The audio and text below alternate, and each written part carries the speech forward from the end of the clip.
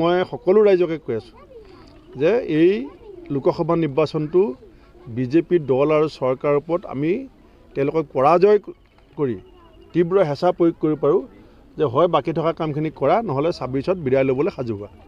চাওক, এইটো তেওঁলোকৰ ভ্ৰান্ত ধাৰণা। অসম গণ পৰিষদ যেতিয়া জন্ম হৈছিলে তেতিয়া টিকেট কোনে ল'ব বেলেগ পাৰ্টীয়ে গম পাইছিলে নেকি?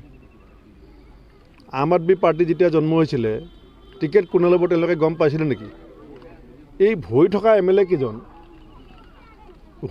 MLA কেইজনক বাদ দি অসমত আৰু MLA হ'ব পৰা মানুহ নাই নেকি?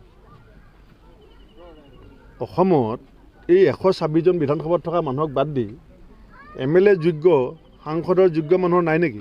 সেইসকলৰ মাজত মই বিচাৰি উলিয়াম। বাই ছেপ্টেম্বৰ 2024 আমাৰ পৰৱৰ্তী 126জন প্ৰাৰ্থীৰ নাম পৰ্যন্ত মই কৈ দিম। মইতো আগতে কৈছিলোঁ ARDFৰ লগত মিত্ৰজোঁট নকৰোঁ, প্ৰমাণ হ'ল। 14টা সমষ্টিত আমি যোগ্য প্ৰাৰ্থী দিম বুলি কৈছিলোঁ লোকসভাত। আজি অসমৰ ৰাইজে কৈছে যে কংগ্ৰেছৰ প্ৰাৰ্থী তালিকাখন ভাল হৈছে।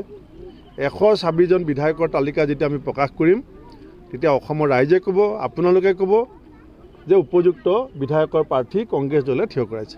সেইটো হয়, যিধৰণে আগতে মই সভাপতি হোৱাৰ আগত ইলেকশ্যনবিলাকত যিধৰণে প্ৰচাৰ কৰোঁ, আমি বুথে বুথে যাওঁ, গাঁৱে গাঁৱে যাওঁ, সেই প্ৰচাৰটো কৰিব পৰা নাই আমাৰ দলৰ নেতা কৰ্মীসকলে।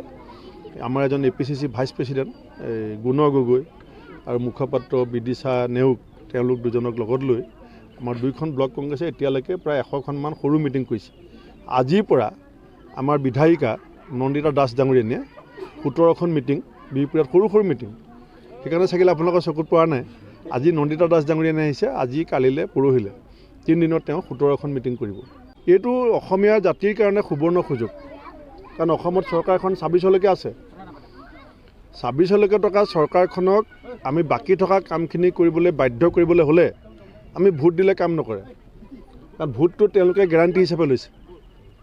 যেতিয়া আমি বিজেপিক হৰুৱাই দিম 5খন চিটত উজনি অসমত, তেতিয়া 6 জনগোষ্ঠীৰ জনজাতিকৰণৰ কথাটো আলোচনা হ'ব, তেতিয়া চাহ শ্ৰমিকৰ মজুৰি বৃদ্ধিৰ কথাটো আলোচনা হ'ব।